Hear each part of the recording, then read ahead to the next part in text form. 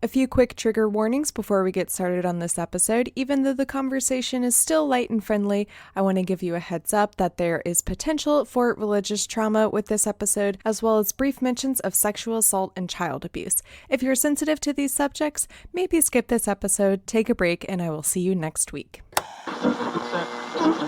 From WBNE. Hello and welcome to episode 154, all about Queer and Back Again, being the 154th part of That's What I'm Talking About.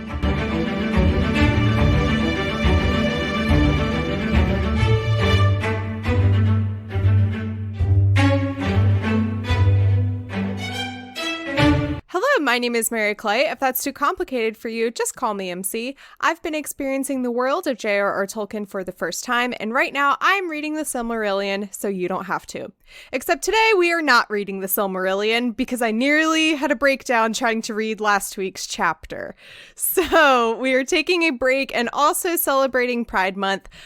So to do that, joining me again is Reverend Tom Emanuel. Thank you for coming back. Hey, MC. Glad to be back. Thanks for having me. Yeah, this was something that has been this lecture series that you did, Queer and Back Again, was something that was on my radar. I think you were doing it back in January, maybe even, and earlier this year. And it was on my radar, and I kept being like, oh, I need to like tune in to one of the evenings. And then, of course, life gets in the way. So I'm really glad that we're able to sit down and for you to share this with my audience and for people to hear this who maybe also, you know, life got in the way for them and they couldn't attend your series. So, yeah, listeners, this is probably going to be the first time that you hear more of the guest's voice than my voice. So, first, let's just jump in and tell me what is a overview of this series. So, yes, earlier this year, I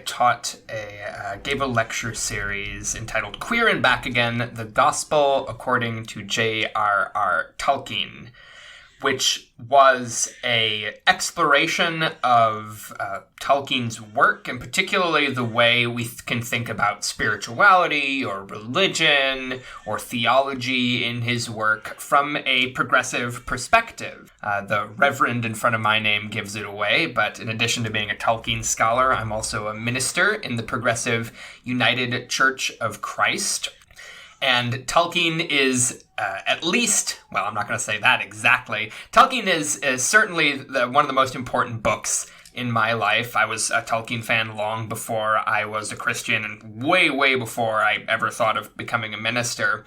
And I wanted to put this series together for a couple of reasons. One of them was that I had recently been accepted to a PhD program, actually, to write about Tolkien and theology at the University of Glasgow.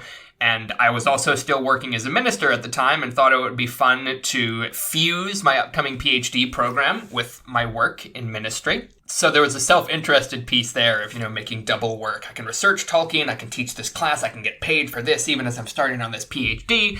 So that was definitely part of the inspiration. But the other part, and the bigger part, was that over the last couple years, I have become more involved with Tolkien fandom than I ever had been earlier in life. I've been a lifelong lover of Tolkien's work.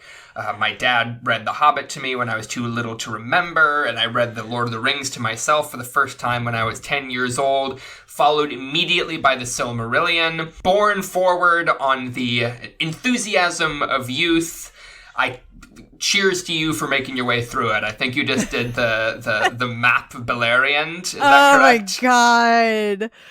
Truly awful. Like, I've read a lot of, like, I'm not some like I was in, AP English in high school, and I took a lot of different like literature courses in college. I've read, if this means anything to anyone listening, I've read Michel Foucault, who is like one of the most notorious like communication philosophers, and this broke me. The Realms of Beleriand is what broke me. So yeah, I had some people in the Discord server too saying like, well, maybe it's okay to take a break from the Silmarillion and dive into other things. So yes, you are so true. So accurate. I have a question for you though. What was it in the past couple of years, or how did you start getting into more facets of the fandom and experiencing that?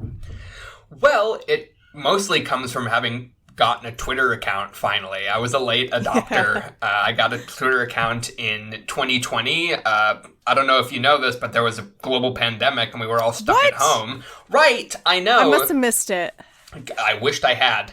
So we were all stuck at home and I was looking for ways to engage more with political folks who might share my opinions, with other fellow writers, and of course with Tolkien fans. And so I found my way into what I lovingly call gay Tolkien Twitter. It's a wonderful place, isn't it?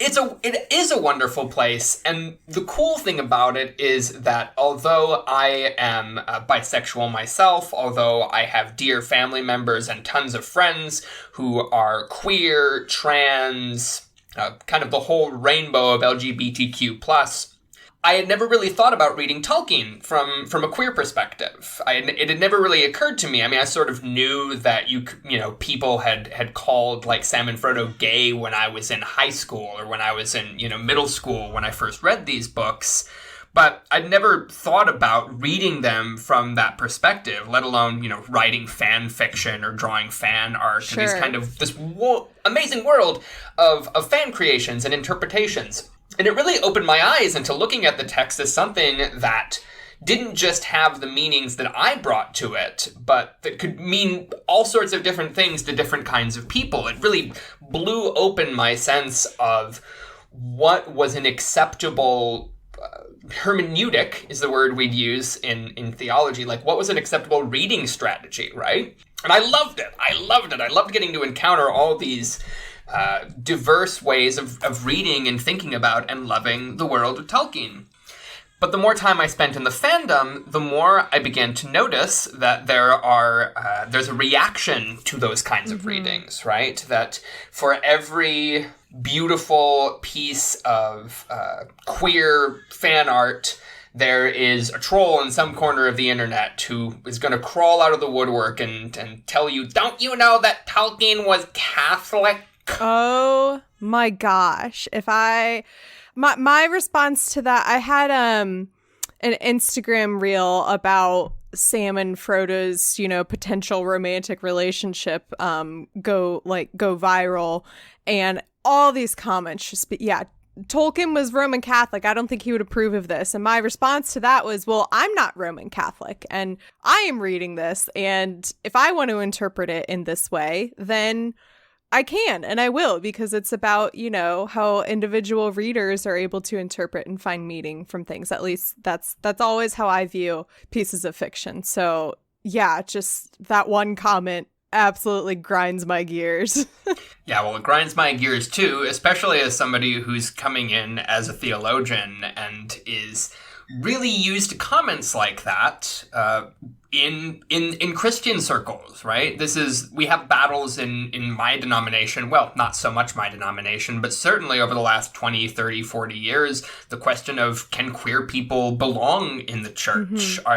Is queerness somehow sinful inherently? Spoiler alert, it's not. But this is a constant battle. I mean, you see this playing out on the cultural sphere right now, these absolutely atrocious laws in Texas and Florida and elsewhere. Yes. And the language around grooming and the idea that exposing young people to different ways of gender identity or different ways of sexual orientation is somehow destructive, is somehow setting them up to be sexually molested. Well, let me tell you, if you don't want kids to be sexually molested, you might consider not taking them to church, because it happens a lot, unfortunately. Yeah. Not to get too deep into this, but I grew up in the Catholic Church, and my mother is still very Catholic, and definitely a lot of revelations about the Catholic Church in the past decade or so have just really veil is removed from my eyes, so to speak, and so just dreadfully awful things. And so it's just even more worse to hear all these people say such terrible things when we're just trying to share different ways of being and loving and accepting other people. And in my view, that there's, there can be no shortage of love and openness in the world. And so why would we not embrace that, those unique qualities of other people? Yeah. Amen. So when I looked into the Tolkien fandom and saw these kinds of interpretive battles taking place, it reminded me a lot of what I'd already seen in Christianity. In fact, from the rhetoric used to the arguments deployed, it felt a lot like arguments over, well, does the Bible actually say that there's something wrong with homosexuality? Is that how we understand it? Isn't love for our neighbor more important than these handful of verses that would seem to suggest some biblical writers' discomfort with male same-gender relationships? So all of which is to say, I wanted to take a look at Tolkien using the same kind of reading strategies and theological works and interpretive ideas that we use in progressive Christianity to make sense of the Bible, to make sense of the history of Christianity, and to say, actually, it's not just that queerness is not a sin. Like, it's not a sin, but more than that, it's an expression, for us at least, of how God makes incredible diversity and incredible beauty in the world. And it's something to be celebrated, and you can find it in the texts of the Bible and in the tradition.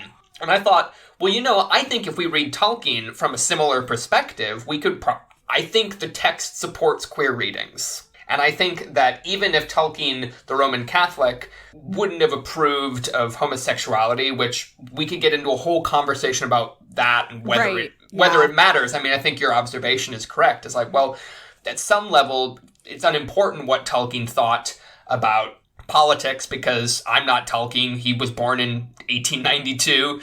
And also, his work, you don't have to take Tolkien's politics on board in order to appreciate and love and interpret his stories. And that's part of what makes them so powerful, actually, is that they're not just dependent on what the author thought about such and such a social issue. They speak to people now where we are, right? So this series was really an attempt to kind of look at Tolkien through this lens and to dig into the texts, not just primarily the Lord of the Rings, but also the Silmarillion and the Hobbit and some of Tolkien's other writings, like on fairy stories or his poem Mythopoeia, and various other materials associated with his writings and with Middle-earth, and to try to offer a perspective where people could not simply, enjoy their queer readings of Tolkien, but say, look, here's how the text supports this. Here's actually how the story itself is kind of queer, even if it's ambiguous, even if it's not explicitly stated. There's incredible queer theming throughout Tolkien's work, and so I really wanted an opportunity to explore that more and to maybe offer some of those reflections to readers who might find it helpful in their own making sense of Tolkien's world. That's really awesome. Yeah. What was the reception like when you announced that you were doing this series and throughout the series? I mean, I'm sure it was a mixture of, some backlash from other people, but what was it like once you were actually doing the series, and what were you hearing from people? The response was, I'm happy to say, pretty overwhelmingly positive. Oh, great. When I put it out there, I sort of thought that maybe, a handful of folks from the congregation that I was serving at the time would come. And then, I put it out on Twitter and thought, well, if, a couple people want to show up, that's great, But I wasn't expecting to have like a crowd or regulars. And it turned out actually that it had far more participants than I ever would have thought, and people who were consistent about it, who continued to come week after week. It was popular enough, in fact, that I had multiple requests for another series. The initial one was, I think, 6 weeks long, and people were excited enough about the way that we were reading Tolkien and the kinds of things that we were doing in the lecture series that I put together 5 more weeks, where we looked at other themes in Tolkien, things like race and ecology and Tolkien's view of war and some of the other pieces of Tolkien's world that you can read from, I think, a profitably from a progressive point of view. So I was pretty thrilled with the response to it. And the other piece of it was that, you get backlash from these things, but, smash that block button, right? Like at a certain, there's a certain kind of critique that is in good faith and that you can actually engage with and like have a generative conversation. As anybody who spends time on Twitter.com knows full well, right? But there's also, and this is, I think, unfortunately more common in these kinds of conversations, it's people who, they're not there to learn, they're not there to have a conversation, they're not there to try to actually, like, understand where you're coming from. They just want to explain to you why you're wrong, why the text has only one possible meaning, and it just so happens to be exactly what they think it means. Yeah, totally. That's always extremely frustrating. So I guess maybe before you can like dive into some, main points or something that you want to share. Why do you think it's important for us to talk about Lord of the Rings and Tolkien in in these ways where it's like I have, there's not just one way to read it, why is it important to talk about it, and especially from the viewpoint that you covered in your series? So we're in an historical moment where a couple of really important things are happening. One of them is that we're in the middle of a pretty brutal culture war, right? There's this, as we look around us and the trends that have began, over the last 10 years or so, of this backlash to progress, of this backlash to queerness, of this backlash to movement forward on racial justice and on ecological justice and on economic justice is really rough. Right, we're facing a United States in which many states are freed up to pass draconian laws against LGBTQ people, in which folks are losing their reproductive rights at the federal level, and this plays out in the realm of culture, in the realm of fandom, in the realm of the media we consume. I mean, whether it's Star Wars or The Lord of the Rings or video games or take your pick of your favorite, the favorite, media you consume. You're going to find these exact same kinds of fights breaking out. The idea that, we're importing politics into it because we're talking about queer people, right? The idea that queerness is inherently political and also inherently sexual, right? That like you just get politics out of my games, as if your games starring, straight white men shooting at things didn't have politics in them, right? Yeah. So we're looking at a media and a cultural landscape in which these divisions and in which these kind of reactions, these reactionary responses to both real and hoped for movement toward progress and toward justice is really virulent. And I think the proper response, in my opinion, is to get queerer. Right? To do more of it, right? Like, don't back down, claim the things you love, enjoy the things you like, and have the tools to justify, not that you need to justify liking anything, not that, you need to justify doing your gay Sam Frodo fan art or whatever. Like, I don't think you need some sort of ideological or theological justification for that. But I think defending the ground that the stories we tell are important and that people should have the right to interpret them in ways that are meaningful to them. Because I think one of the underlying problems with this culture war is that we're fighting uphill against the idea that humans can only live one way, right? That there's only one way to be properly human. And that any way that diverges from that idealized norm, so any racial way, any gender, any sexual way, any ability or body type way, any appearance way. So any way that diverges from this norm is less than. And you should aspire to this one monolithic version of what it means to be human. And I think that's really damaging. It's damaging at our institutional level. It's damaging at our cultural level, and it's damaging, I think, in the fandoms we occupy and in the social media and the literal social spaces we're in. So I want to fiercely defend people's right to make meaning the way they need to make meaning, right? And to find themselves in the stories they love and to be able to use those stories as sources of hope and as sources of identification and as sources of belonging, right? To belong in a story and to belong in the fandom or the community that forms around those stories. And I think that's true not only of the media properties we happen to enjoy, right? It's not true only of the like media commodities we consume. I mean, I believe the same thing about the Bible or about whatever book you may find sacred, right? Whatever story you might or tradition you might find sacred. My sense of Christianity or my why I'm in it is because I believe that it's about all-encompassing, like, transformative love that invites people in rather than shuts people out. And I will. There are parts of the Bible that are really difficult. There are parts of the Bible that would appear to try to shut people out. That would appear to, segregate people based on gender, based on race, based on background. And I want to argue from that perspective that, well, the thrust is toward inclusion, the thrust is toward liberation, the thrust is toward transformation, and that we can still love these stories even as we acknowledge difficult parts of them, and we can push back against those who would claim that the rotten parts are the most important parts, right?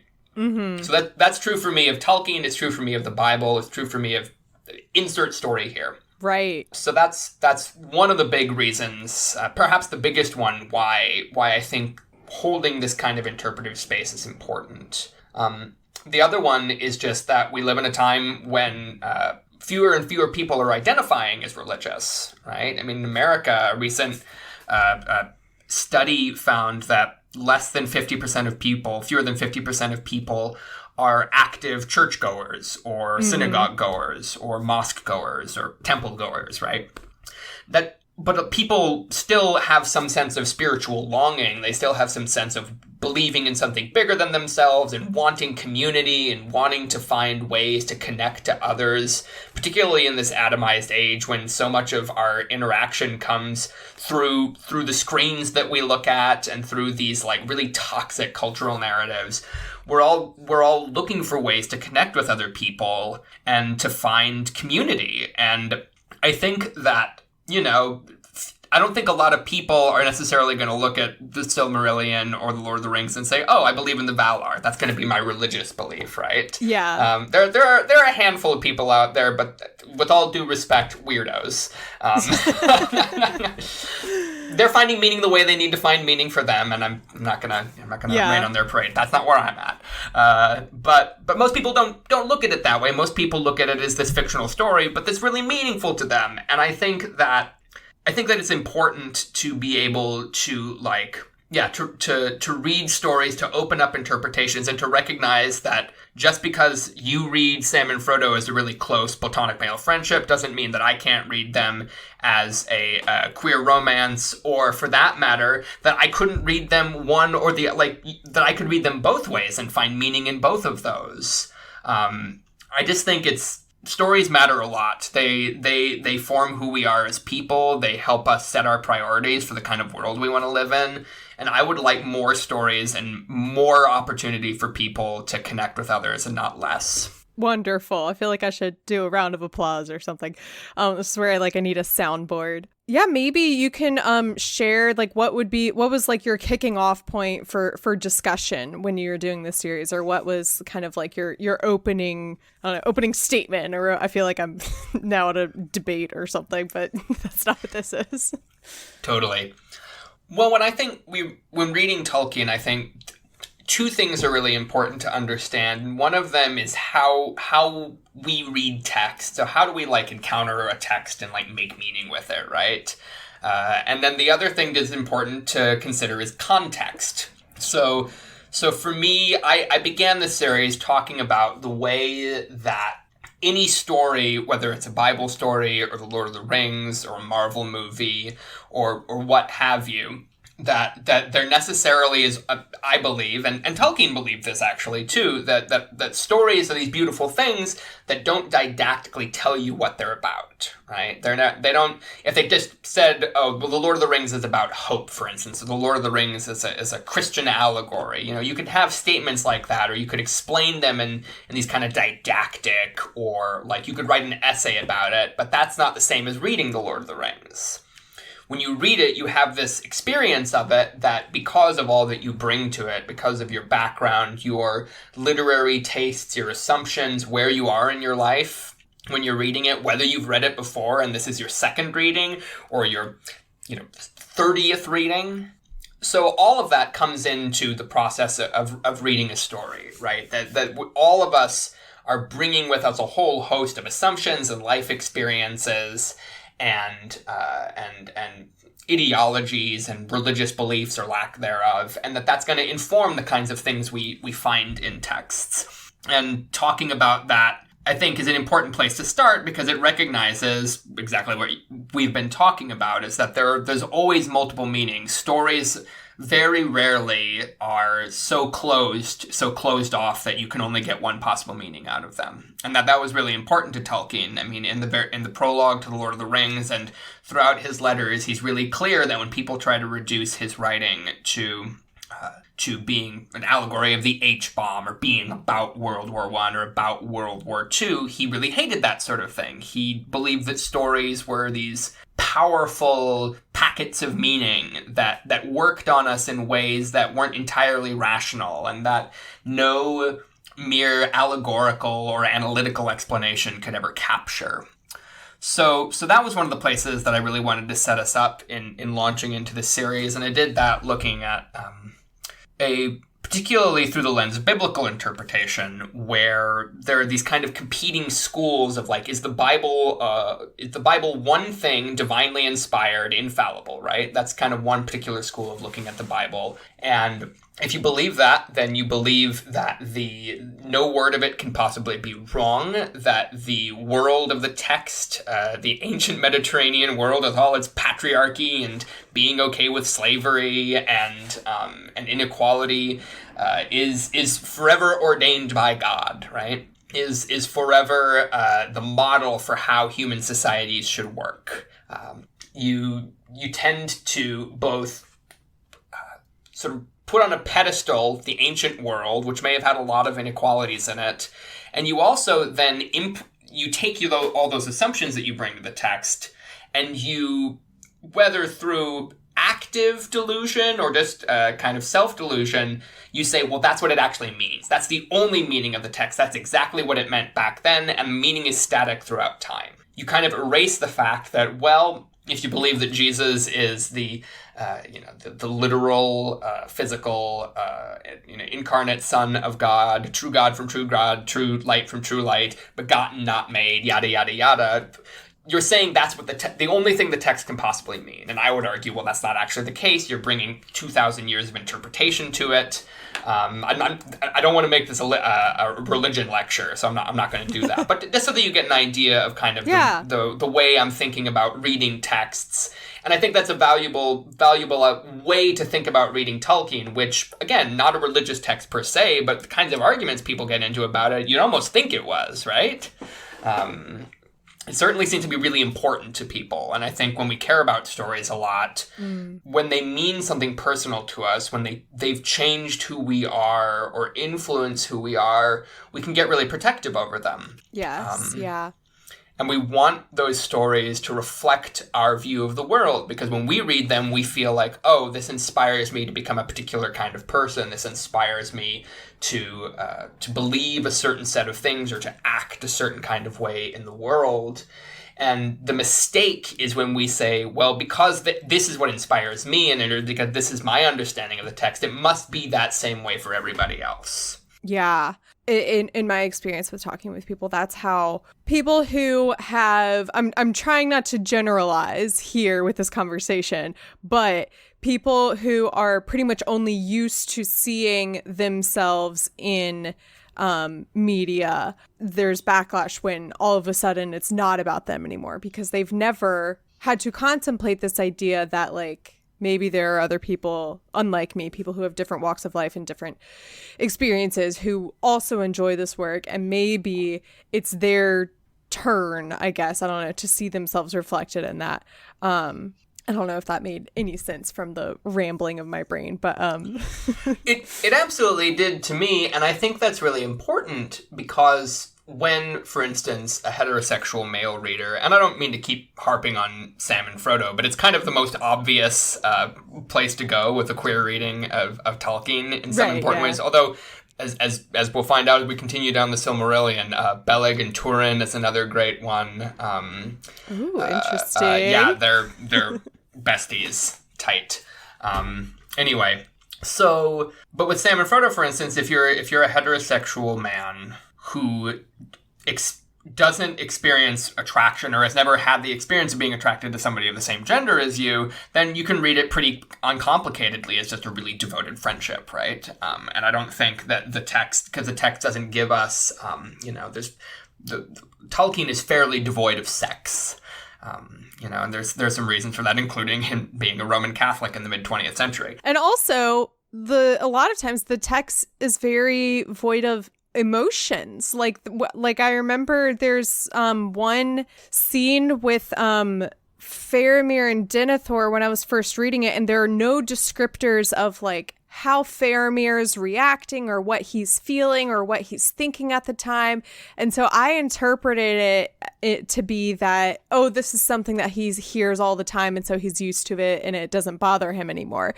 So then watching the movie where you do see those emotions and you do see those reactions, I was like, oh, that's a totally, like, he's very sad and this is making me sad. So there's definitely, I think, with Lord of the Rings, because he doesn't always include tons of descriptors about people's reactions or emotions or thoughts. Usually, it's just whatever Frodo is thinking. And usually that's just like he's depressed about the ring. There's a lot of room for interpretation. There's a lot of room for people to use their own imaginations and fill in those blanks. Exactly. Some might call it a weakness of Tolkien's writing, that he isn't typically super emotionally effusive. You don't necessarily know exactly what's going on in his characters' heads. But I think, like you say, that actually opens up space for the reader to be like, well, what must be going on inside Faramir at that moment? Or what must Éowyn be feeling? Or, what is actually the emotional content of a relationship like Sam and Frodo? So if you're a hetero dude and you read that, you're like, okay, they're platonic besties. If you're a queer person, on the other hand, and you have the experience of being attracted to somebody of the same gender or attracted in a way that your society doesn't really have space for, and that is the kind of thing you might not be able to say aloud because of internalized or externalized homophobia or queerphobia, if you know what it's like to long to be committed to somebody in this way, then you read Sam and Frodo and you're attuned to different details. You're attuned to the number of times that they like lay in each other's arms or kiss one another's brow, or the actual verbal expressions of love that they give. Or the fact that in the unpublished epilogue to The Lord of the Rings, Sam's daughter Eleanor refers to Frodo as Sam's quote-unquote treasure, and specifically by way of comparison with Celeborn and Galadriel, who are, of course, a married couple. Oh, I didn't know about this unpublished... Where can I find this? Doing, frantic Google searching. I'll send you the PDF. If you search Lord of the Rings epilogue PDF on Google, you can probably find it. It's in the book Sauron Defeated, which is one of the History of Middle Earth books. It's beautiful. It's absolutely gorgeous. You understand why Tolkien didn't include it because of the narrative arc of the Every book. day I just learn there's just more pieces of Tolkien out there. There's so much of it. I even realize. There's so much of it. I'm doing a PhD in this, and I'll never be able to read it all. Never. Yeah. So what I'm saying then is that, okay, well, if you're a queer person, you're attuned to those things in a different way, right? And you look at it and you say, oh, well, even though they never have sex on screen, as it were. This is clearly a queer relationship, right? Or you're able to see your own experience reflected in that in a different way. And I think that's beautiful, right? And I think not only is that, I don't think that's importing yourself into the text. I think, or of course it's reading your own experience in the text, but I think if you actually look at what's there in the story, you're like, oh yeah, no, if that's going to be your framework, there's a lot of textual evidence. And so this to me is, so these reading strategies, right? We all bring these different interpretive lenses. So if you're a queer person or you're open to queerness in media and you read The Lord of the Rings or The Hobbit or The Silmarillion, you start to see, oh, well, Bilbo is kind of queer-coded, right? Tolkien actually tried to marry off Bilbo in early drafts of The Lord of the Rings. But couldn't wrap his head around the idea of Bilbo being married. It made no sense at all. So instead, he's your rich gay uncle, right? With his rooms full of brightly colored clothes and his quirkiness and his perpetual bachelordom. Or for that matter, just particularly, I think Tolkien is really good with like tenderness in male relationships. Mm-hmm. You see this in how often men in Tolkien will be deeply, deeply committed to their male comrades or to male friends.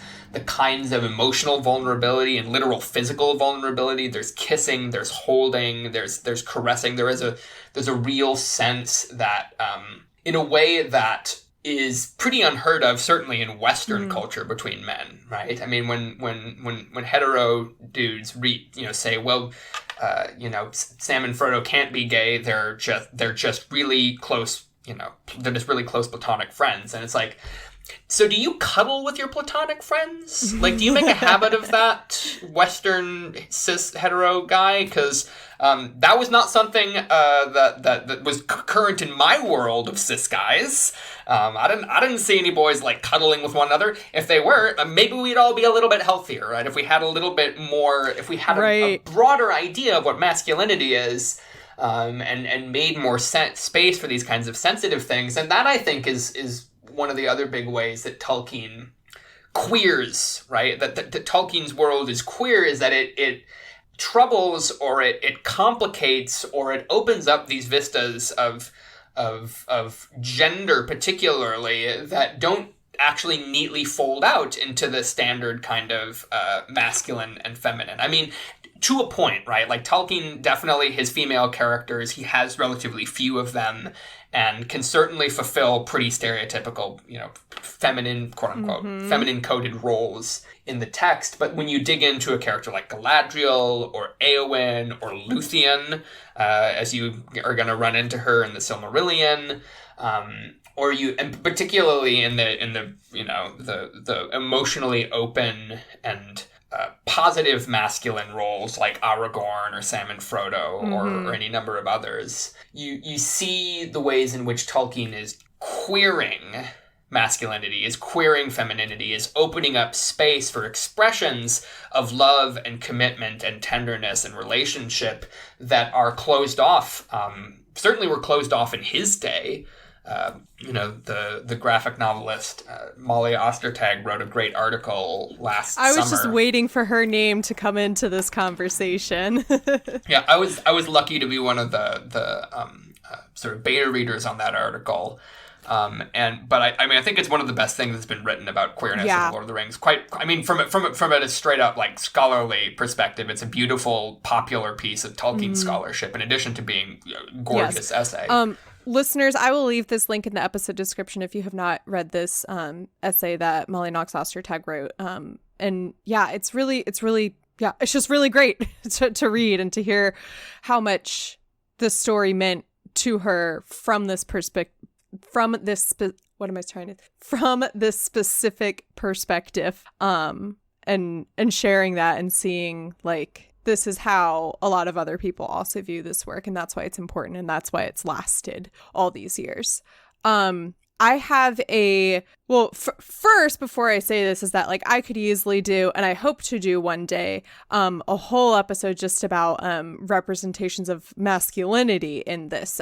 Not even from the perspective of, oh, are they gay or are they not gay, but just, like Aragorn just being like one of the healthiest depictions of masculinity, and the fact that he's also one of the, like top heroes that a lot of, quote unquote dude bros probably would be like, yeah, Aragorn's really cool, but also he is very like kind-hearted, and he has a lot of great values of friendship, and he is very like, he thinks through everything. He's not, even though he does acts of violence, he's also like a man of peace. Anyway, all that being said, a comment or a question that I run into a lot in response to seeing these depictions of queer readings and queer characters is, why can't we just have platonic relationships between two men? We never see those. And I can tell you what my response is usually that, well, within Lord of the Rings, there are tons of other platonic friendships that are represented. There's Aragorn with like the entire fellowship. There's Merry and Pippin. There's Legolas and Gimli. And of course, people can, ship their own characters the way that they want to ship them. Listeners, you didn't see, but Tom ducked out from behind his microphone and raised his eyebrows at me when I said Gimli and Legolas. So therefore, like, I think it's okay if people are saying Sam and Frodo are gay, because there are still so many other positive representations of just platonic friendship within this series. What is your response when people say that? Because I do also think, for the sake of breaking down toxic masculinity, I do also think it's extremely important to see just these platonic instances of guys hugging and crying in front of each other without it having to be interpreted as gay. Absolutely. That was how I interpreted all the male relationships in The Lord of the Rings until actually fairly recently. And this is where I come back to this thing about texts have multiple meanings, and they can have, the same reader can find multiple meanings in them. So the answer is, how does it harm you, right? How does it harm you if I want to read these characters as gay, for instance? You can still read them as platonic. The text supports that reading, right? The text, if you want it to, can support either reading, right? Or, well, Sam's bi, right? Yes. Oh my gosh. Yes. I love saying, oh my God. I love just reminding people that Sam canonically lived with his wife and his bro, Frodo. Like, he could not fathom the idea of living not without Frodo, and so Frodo asked them to move in together. Like, they are like canonically a throuple until Frodo leaves or something. So just like, oh my gosh, yes, our bisexual short king.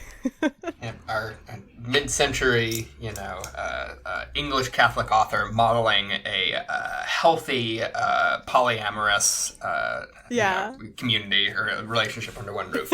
Anyway, but my point is that you can read them that way. It's okay to read them that way. It's beautiful to read them that way. There are plenty of beautiful relationships that are clearly non-romantic in Tolkien between members of the same gender, between members of different genders. And then also, there are plenty of, this is the thing, is that I think that why can't we just have, for instance, Sam and Frodo be a really strong platonic bond, speaks to how impoverished our narrative culture is, right? Where we can't think of other examples of or we can think of relatively few examples, or perhaps just not off the top of our head, of these like really tightly bonded, emotionally and even physically vulnerable male relationships. Western culture is so starved for touch and starved for emotional intimacy that when we find one example of this, in fiction, we cling to it because it's like, wow, we don't have models for that. We don't have cultural narratives for that. Yeah. Right? And so I can understand why that would be an important thing for somebody to cling to. No, they're platonic. It's 100% non-romantic. And that's fine. That's a perfectly fine reading of it. And especially if, I think there's a longing, right? This is me generalizing about men. Maybe specifically like cis white men, because that's where I'm standing, right? Mm-hmm. I think there's a longing for more emotional vulnerability with one another, like this deep down thing that we actually want to be more fully integrated. We want to be positively masculine, but we don't have models for that. We don't have stories for that. And I think that produces a lot of the toxicity, that repression, and that like not getting our actual needs for like platonic companionship met is part of the complex of factors that produces toxic masculinity. So in Tolkien, we see him constantly actually providing alternative models, and I think that's really, really beautiful and really wonderful. So I mean that's sort of my convoluted response to that. No, yeah, it's all just like a vicious cycle that kind of feeds into it, and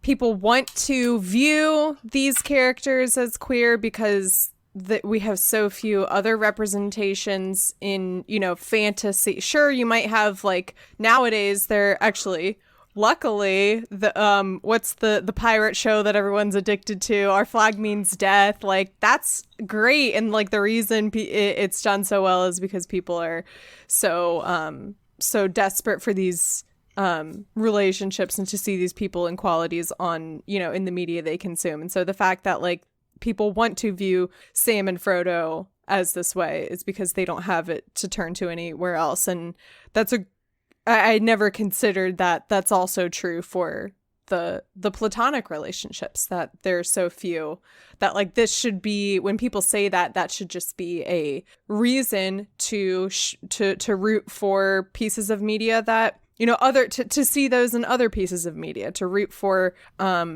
better quality writing and characters, and not just like endless, Mad Max and Top Gun and everything else. So I want to wrap up our conversation with this final question. How can we as Tolkien fans and readers shift our viewpoints to consider these other perspectives of these works? How can people for example, I am a straight white woman. I think I've done a pretty good job of educating myself to understand all these different interpretations, but there are definitely times where I come across fan art and I'm like, oh, I had no idea that I could like imagine this person as being a person of color. Like that's really interesting. So that's just a small example, but what is something that you would advise to people, or some tips, or I don't know, something that you would say, here's how you can, maybe shift your perspective a bit to consider other people's perspectives when talking about Tolkien? Boy, if I knew how to do that. I know, right? Right? That's a loaded question. But it's a good one, I think. And your point about encountering a piece of fan art, for instance, and thinking, oh, I hadn't actually considered what it might be like to have an all POC like lead cast of The Lord of the Rings, for instance, right? And that's a good example because Tolkien has some icky racialization stuff, right? Like it does nobody any good to deny that that's there. Right? And we can say Tolkien is a product of his era, and we can also show that he got better about it as his life went on, and that his views about these things changed, particularly as a result of World War II and the Nazis and their appropriation of a lot of this sort of Nordic or Norse imagery. But the fact remains that it's there, and we have to acknowledge that, right? But I think exposure to these different ways of seeing and interpreting the text is a good thing. Diverse Tolkien is a great resource. Finding people, if you're a Tolkien fan like I am on social media, like actively seeking out these different kinds of interpretations, different kinds of fan art. If you're a fanfic reader, looking for these different kinds of things, I think is worthwhile. My sense of Middle-earth has been blown apart by encountering this, gay Tolkien Twitter, right? Has been blown apart by opening out into these other realms of interpretation that hadn't really even occurred to me before. I think actively seeking out diversity of opinion, diversity of interpretation is a good thing. I think also practicing a bit of humility, that is easier said than done, but the acknowledgement, I think it's important for us all to remember at all times, my way of seeing the world is not the only way of seeing the world. And to not just look for more diverse versions of Tolkien, but also to be open to, diverse stories from other places, right? We do actually have fantasy authors of color, brilliant ones. We have brilliant queer fantasy authors. We have people who come from these backgrounds telling these stories, and to make more space for them in the cultural discourse, to find ways to get them the kinds of resources they need and to be able to disseminate these kinds of stories is important. Having the kinds of social and economic guarantees that would enable people to be able to have time to tell their stories and share those with the world. I mean, how do we go about opening space for more interpretations of Tolkien or of anything? Is to I think fundamentally to practice some humility about our view of the world is to acknowledge that we're never going to be able to see it all, that there will always be other ways of reading a text, of seeing a character, of making meaning with a world, and that's good, actually. My spouse is Jewish, and in the Jewish tradition, there's this idea that Torah has 70 faces. And what that means is that there are multiple interpretations that are possible, some of them apparently mutually exclusive. And until you admit that all of them are valid interpretations, right? Until you've actually explored all of those interpretations, you haven't actually found the true meaning. Because the true meaning is in wrestling with it. The true meaning is in finding people to argue about it with in a productive way, finding people to challenge your way of seeing yourself and to inspire you with their view of the world, which might be really different from yours. But to me, that's a really exciting possibility. And so I would my hope in doing this series and in being part of Tolkien fandom is to open up more space for that kind of thing, to do a better job of letting there be multiple voices and multiple perspectives. I was just sitting here thinking, like, man, if only I could sit down with like every person who has a different life experience with me and just talk to them and just hear what's up with you, and just to get, but just, that idea of, practicing humility. And I think also for me, it's been, a lot of admitting when you don't know things and seeking out, seeking out sources or people to follow or people to learn from or listen from. I'm really trying to listen more and, learn more from people. And I just wish I had like the time and the brain that I had when I was back in college, because like I loved I didn't realize it then, but like I loved learning things. And so I wish I was back then. That makes me sound like I'm ancient when I only graduated college like 5 years ago. So but like, it's been a hell of a 5 years for all of us, MC. This is true. I feel like at least 2 of those years count double. Well, Tom, thank you. Where can people find you on the internet, and what would you like to share with the audience? Yeah, so you can find me on Twitter at RealTomEmanuel. That's where I post mostly about the Lord of the Rings. That's where if you want to follow up on my graduate studies in Tolkien or occasionally get news about my 2 adorable children, that's the place to find me. And I have nothing else to plug except just to say that I'm enjoying the podcast, and I'm looking forward to when your brain is a little less broken and you can keep going through the slog that is the Silmarillion. Yes, we will, listeners. We will return back to the Silmarillion next week. I think I'm going to have to be a nerd at the beach this weekend because I'm leaving for the beach tomorrow as we're recording this. I'm reading for the beach tomorrow morning, and then I get back Monday afternoon, and then Monday evening I have a recording scheduled. So I'm going to be out there on the beach, I guess, just reading the old Silm. Hopefully it's better than the previous week. I've been I've been told that that's just the worst chapter, and everyone's like, it's okay, like, it gets better in the second half, and we're sort of in the second half of the Silmarillion now, so fingers crossed. I don't know. That's What I'm Talking About is a proud member of WBNE. If you want to learn more about the network, you can go to WBNE.org. The cover art is by Vaishon Brandon. If you want to support him, you can do so by following him on Instagram at Vaishon Designs, where you can also DM him if you would like some graphic design work done. You can get merch for That's What I'm Talking About by going to tpublic.com/user/talkingaboutpod. I have 1 or 2 ideas brewing for some new merch, but unfortunately my life is too busy for me to work on that at the moment. So if you have any requests or ideas for merch, please feel free to tag me on social media. Look at these segues.